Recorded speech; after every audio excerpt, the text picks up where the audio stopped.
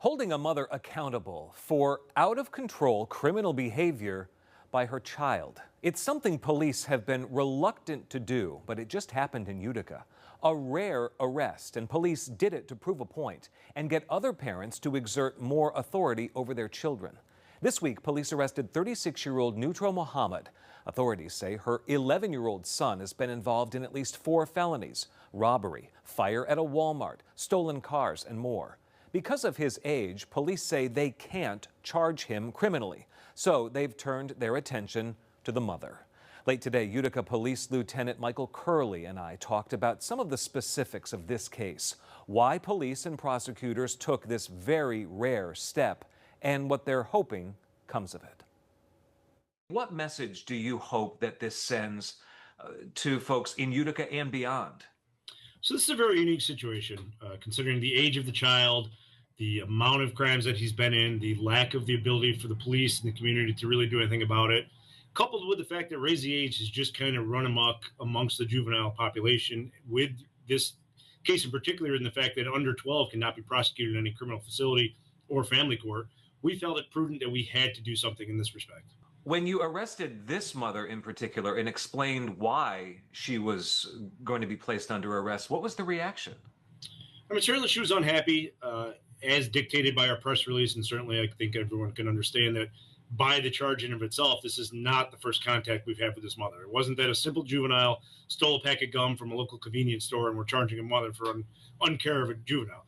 This child has been in a multitude of felonies, to include robberies, burglaries, stolen vehicles, and a fire at Walmart.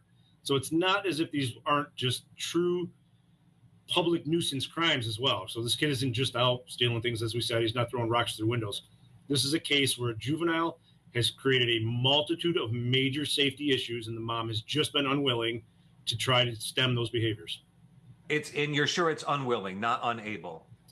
Well, I think there is a very fine line between unwilling and unable. Once you've been notified, informed, and offered services on a multitude of occasions, and you're just not taking advantage of those things, nor attempting in any facility to try to rein in your child's behavior, what are we as the public and we as the police to assist the public supposed to do? Just allow the kid to continue wantonly committing crimes, committing violent crimes, and out there at all hours of the night without supervision? I think it was incumbent upon us just to prove a point that these kind of behaviors will not be allowed, obviously in very certain circumstances. Each and every time we've talked to mom, she either states she doesn't know where he is, or he snuck out, or he's out doing things. And these crimes aren't just occurring at 6 p.m. They're occurring at 1 a.m., at midnight, and later in the morning hours, in which it is their due diligence and their care to make sure their child has proper supervision.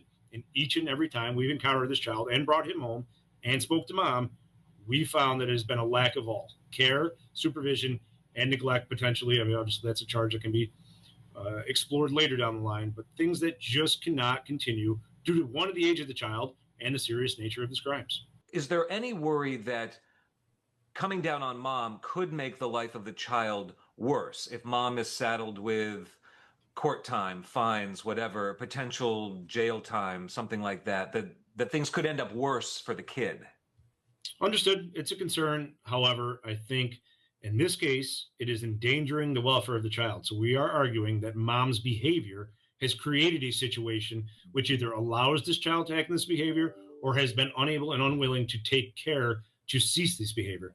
So I would argue that mom's own behavior has created the situation in this child's life that he is just free and wanton to do what he wants, and we need to stem that behavior somehow. And if this requires mom to get the services, to adhere to the services, and comply with services, I think we've helped the child in the long run. In this case, Utica police say they went for a misdemeanor charge against the mother, hoping to get her attention but not upend the family. The punishment could be probation, court-ordered services. Rarely would it be jail time.